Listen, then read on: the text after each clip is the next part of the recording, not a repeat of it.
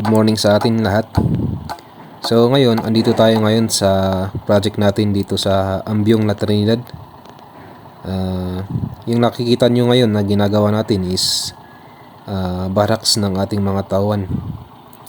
Yung project pala natin dito is start siya ng layout. 2 stories residential building siya. So ito, gagawa tayo ng barracks natin before tayo mag-start. Para may matulugan at makainan paglutuan ng pagkain itong mga trabador natin. Yung ibang trabador natin dito, malapit lang sila dito sa Ambyong, so minumotor na nila pag-uwi. Yung iba naman natin na kasamahan, stayin sila dito para meron ding magbantay dito sa materialis natin dito.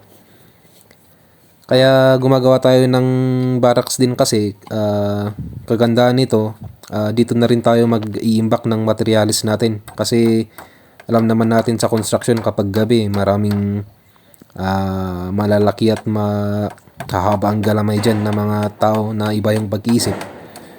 Pati yung mga materialis natin sa site pinagdidiskitahan.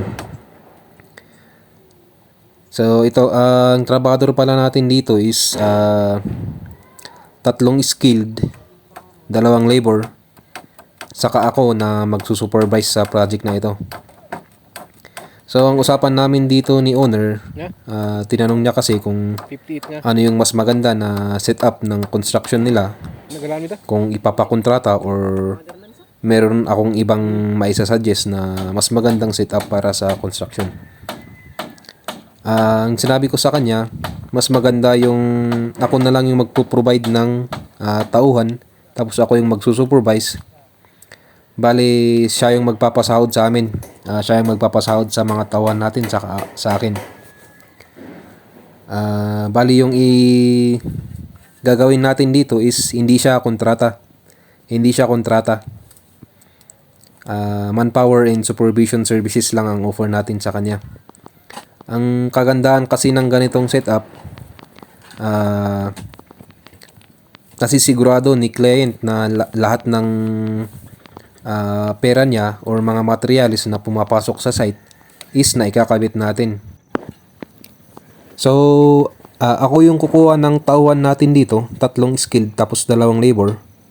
Bali ako yung magsusupervise sa kanila, hindi na natin kukontratahin to, no? Parang arawan lang ang ginawa natin dito. So ang setup ko dito, ako yung magsusupervise, ako yung titingin sa site. Titignan ko kung nasa tamang sukat ba, nasa quality ba yung ginagawa nila, kung pasok ba tayo sa building code. Ito yung ginagawa natin dito. Mini-make sure natin na yung gagawin ng 5 tao is ma-achieve natin sa isang araw. Yung hindi siya masyadong, kumbaga, nilalaro lang nila, yun ang babantayan natin. Dapat yung talagang kayang gawin ng 5 tao is by the end of the day is may po-produce nila yun. So yun yung susupervise natin. Tapos isusupervise din natin yung process ng paggawa ng building, kung nasa quality ba, nasusunod ba ng maayos yung mga sukat, mga dimensions, mga halo, mga mixtures, mga ganun. Tapos yung mga tamang pamamaraan sa construction. So yan, nililayout na natin yung site natin. So meron tayong konting problema dito sa site kasi meron siyang konting discrepancy from site development plan sa actual na muhon natin.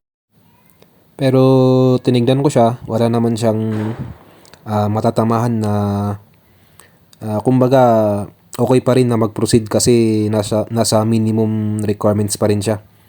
Pero kapag meron tayong problema na ganito na nagde-deviate yung actual na lot line natin sa muhon, or yung site development natin hindi siya nagmamatch sa actual na sukat natin, kung ito ay masyadong malaki or nakaka-apekto sa pag-layout natin, kailangan nating mag-refer sa designer, sa architect or sa engineer or sa geodetic engineer na nag-survey nito. Kailangan natin yon kasi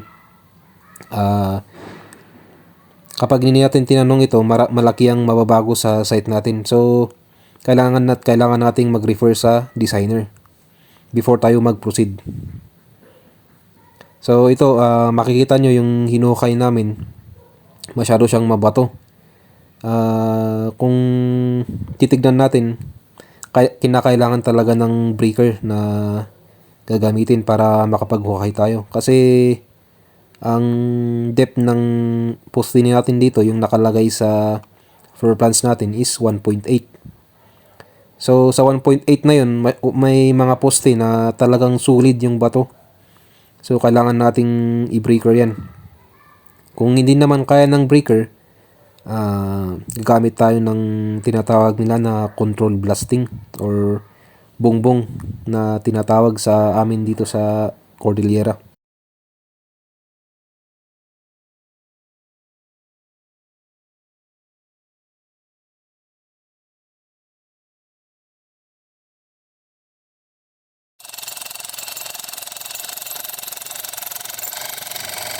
So yan guys, makita nyo kung gaano kalaki yung yung part na ito ng postis. Hindi pa ito yung masyadong mabato. Kumbaga ito yung pinaka maliit na bato na nahukay namin. Yan. Kaya yan yung pinapauna ko kasi kung sisimulan natin yung sa masyadong mabato is masyam-syam tayo. Mas magandang unahin natin yung sa part na hindi siya masyadong mabato para makagawa na tayo ng isang hukay. Saka na lang tayo mag-proceed dito sa mga malalaking bato kung iba-blasting na natin. Kasi hindi talaga siya obra sa breaker masyadong solid. Kumbaga, yung ibang hukay, pag hukay mo, yung buong area ng footing is bato talaga, solid na bato. Yung dito kasi na natamaan natin is okay pa siyang ma-breaker, kaya pa siya ng breaker.